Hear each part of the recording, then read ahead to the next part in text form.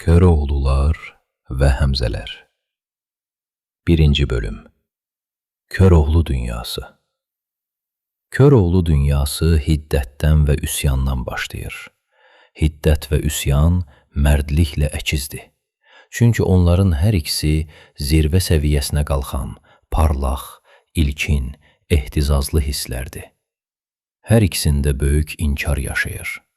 Səmanın bağrından qopan şimşəklər kimi, sahilinə sığmayan sellər kimi, yeri göyə, göyü yerə qatan zəhmili, amansız və əzəmətli tufanlar kimi.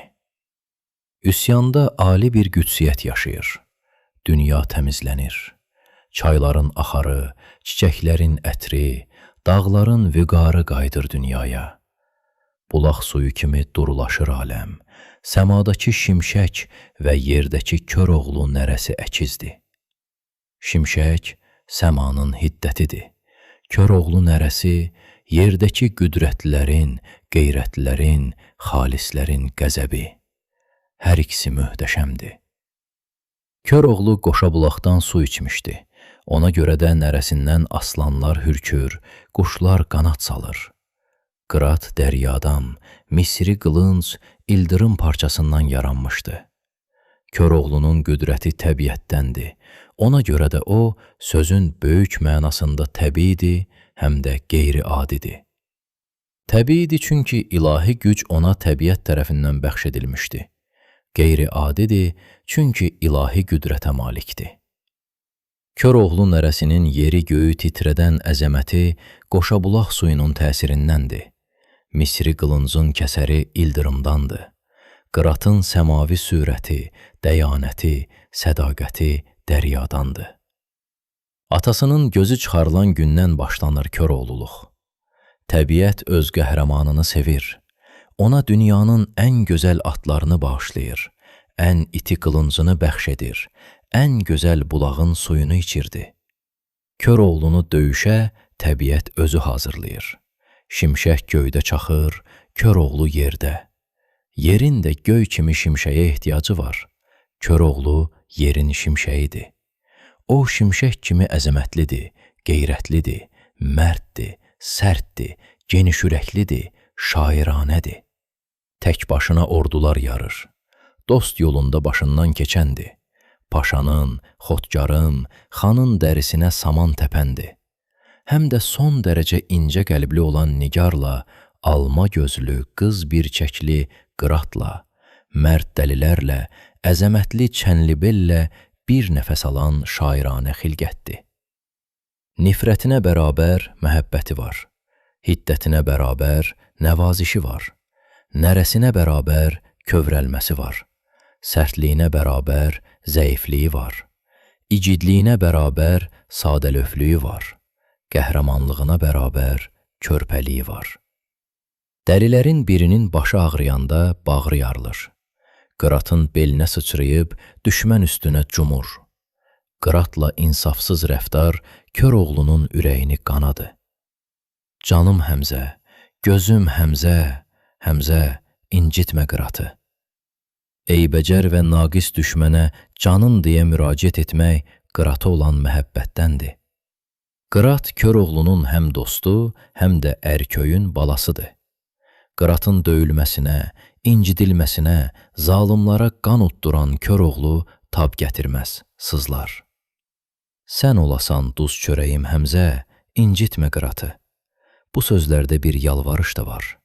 Ancaq Köroğlu alçalmır, əksinə yüksəlir. Ürəyi kövrəklik qəhrəmanlara çox yaraşır. Qəhrəmanlar adətən şərin məftunluğuna bələd olduqları kimi xeyrin qədir qiymətini də gözəl bilirlər. Qıratın nəyə qadir olduğunu hamıdan yaxşı Köroğlu bilir. Çünki hamıdan çox Qıratı Köroğlu sınayıb.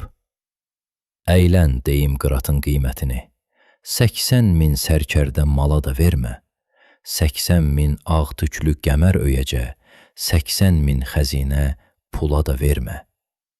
Köroğlunun saf və zərif hissiyyat dünyasında şairanəliyin də öz yeri var. Göylə gedən 5 durnalar, bizim ellər yerindəmi? Bu sözlər əsl şair ürəyindən qubub gəlib. eli ilə, obası ilə bir nəfəs almaq Köroğlunun əsilliyindəndir. Ancaq Köroğluda duyduğumuz həssaslıq artıq şeiriyyət səviyyəsinə yüksəlmişdi.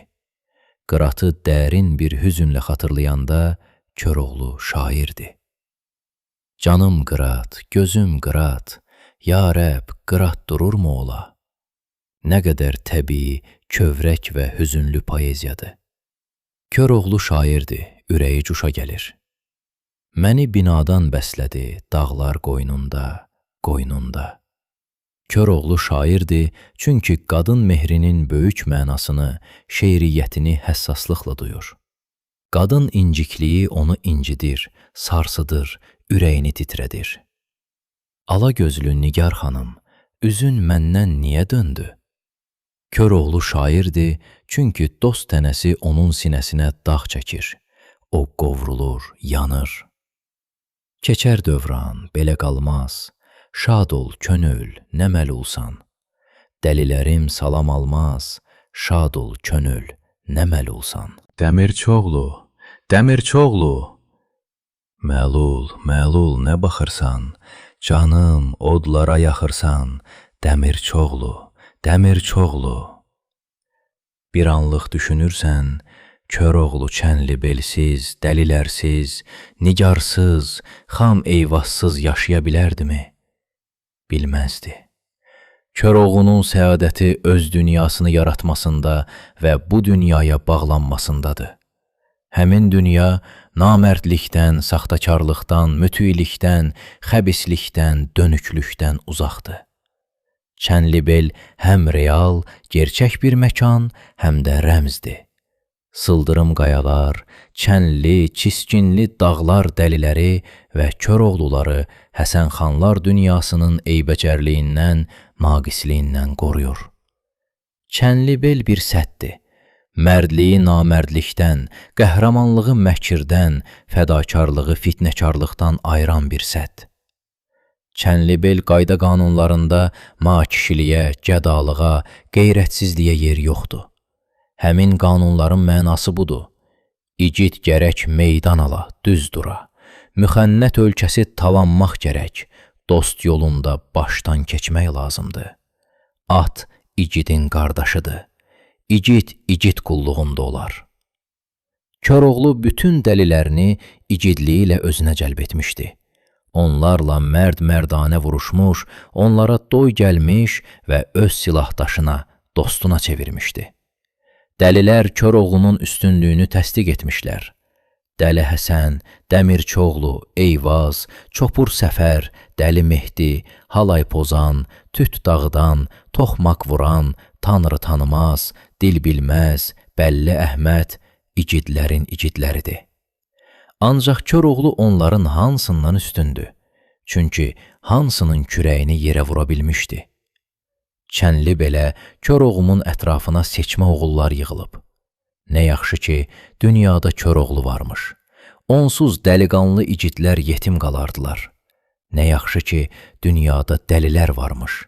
Onlarsız Köroğlu sonsuz qalardı. Köroğlunun epik dünyası ona görə yarandı ki, Köroğlu tək olmadı. Analar onun üçün Eyvazları, Dəmirçioğulları doğdular. Dəmirçioğullar, Eyvazlar Köroğlunun qoç vaxtına düşdülər. Köroğluya meyil saldılar. Köroğlunun arxasınca getdilər.